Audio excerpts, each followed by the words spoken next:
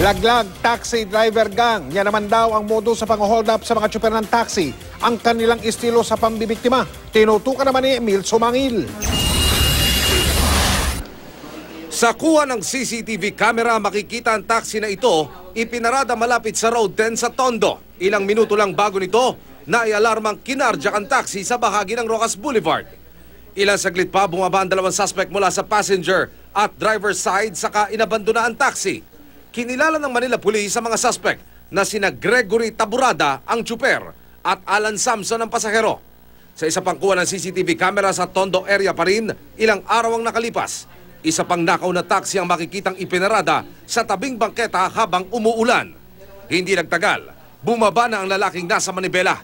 Sukbit ang baril sa likuran saka iniwan ang taxi.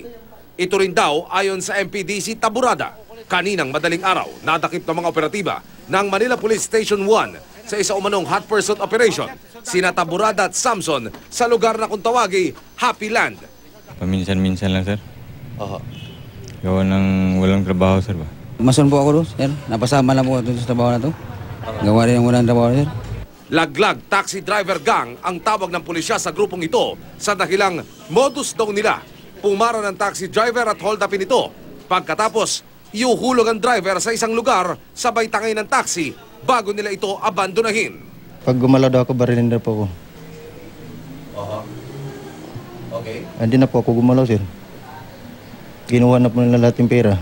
Nakuna ng mga paltik at shabu ang mga suspect bukod pa sa duct tape at lubid na ginamit para itali ang mga biktimang taxi driver.